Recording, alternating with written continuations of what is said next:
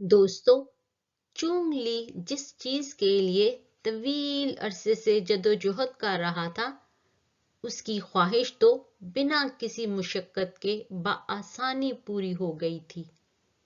وہ آخر کار لمبی عمر جینے کے لیے جادوئی مشروب حاصل کرنے میں کامیاب ہو چکا تھا۔ مشروب حاصل کر کے اس کی خوشی کا تو کوئی ٹھکانہ نہ تھا۔ گھر پہنچ کر اس نے تمام حالات اپنی بیوی گوگی کو بتا کر اس سے وعدہ کیا کہ وہ اسے بھی مشروب سے ہر سال ایک قطرہ پینے کو دیا کرے گا۔ ساتھیو، آپ کا کیا خیال ہے؟ کیا گوگی یقین کرے گی کہ ایک قطرہ پینے سے 10 سال عمر بڑھتی ہے؟ تو آئیے دیکھتے ہیں کہانی چندا ماموں اور چرخے والی بڑھیا کا پارٹ 4۔ چونگ لی نے گوگی کو آج اسے اپنے ساتھ پیش آنے والے سارے واقعات کو تفصیل سے بتایا اور اپنے ساتھ لائی ہوئی سراہی میں موجود جادوئی مشروب کی طاقت کا بتاتے ہوئے گوگی کو سختی سے منع کیا کہ وہ اس مشروب کے بارے میں کسی سے بھی ذکر نہ کرے۔ اس کے ساتھ ساتھ چونگ لی نے گوگی سے وعدہ کیا کہ وہ گوگی کو بھی ہر سال اپنے ساتھ اس مشروب سے ایک قطرہ پینے کو دیا کرے گا تاکہ وہ دونوں اکٹھے لمبی اور خوشگوار زندگی گزار سکیں۔ گوگی خوش تھی کہ آخر کار چونگ لی طویل زندگی گزارنے والا مشروب حاصل کرنے میں کامیاب ہو ہی گیا ہے، لیکن اس نے سوچا کہ شاید چونگ لی نے مشروب پینے کے معاملے میں اس سے غلط بیانی کی ہے۔ سال بھر کے لیے صرف اور صرف ایک قطرہ مشروب پینا زندگی کے 10 سال کیسے بڑھا دے گا؟ گوگی کے دل میں لالچ بھی آ گیا تھا کہ ایک قطرے سے زیادہ کیوں نہ پیا جائے۔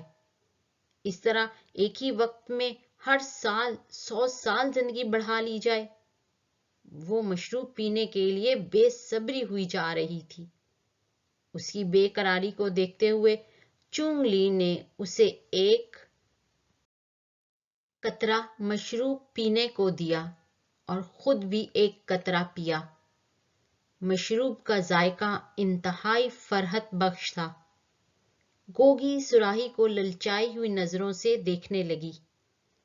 چونگ لی اس کے ارادے کو اچھی طرح بھانپ گیا اور سراہی کو بغل میں دبائے تیزی سے اندرونی کمرے کی طرف بڑھا، جہاں اس نے ایک کونے میں مٹی کی دیوار کے ساتھ ایک خفیہ گڑھا کھود رکھا تھا، جس کو وہ عموماً بطور تجوری کے استعمال کرتا تھا۔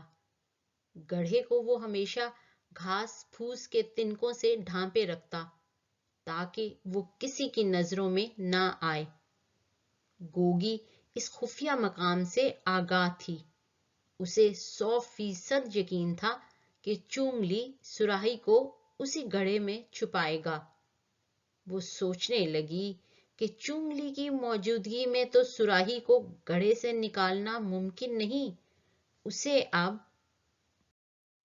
مناسب موقع کا انتظار کرنا پڑے گا کہ وہ چونگ لی کی نظروں سے بچ کر مشروب کے چند اور گھونٹ پی سکے تاکہ وہ ہمیشہ خوبصورت، جوان اور زندہ رہے۔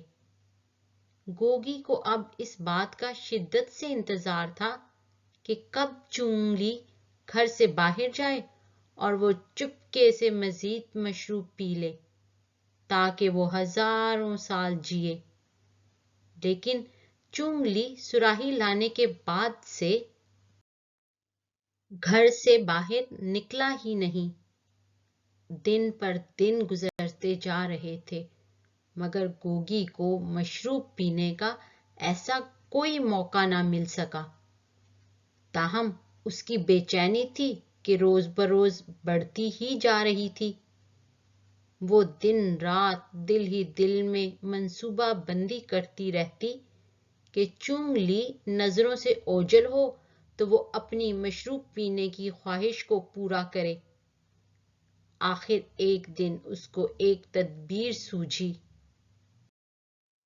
اس نے بڑے چاؤ سے چونگلی سے ہرن کا شکار کرنے اور اس کا تازہ بھنا ہوا گوشت کھانے کی فرمائش کی۔ چونگلی بھلا گوگی کی کوئی فرمائش کیسے ٹال سکتا تھا؟ اس نے وعدہ کیا کہ وہ اگلے ہی روز ہرن کا شکار کر کے لائے گا تاکہ اس کا گوشت بھون کر کھایا جائے۔ گوگی خوش تھی کہ آخر وہ چونگلی کو گھر سے باہر بھیجنے میں کامیاب ہو گئی ہے۔ اب یقیناً اس کا اگلا منصوبہ بھی کامیاب ہو جائے گا۔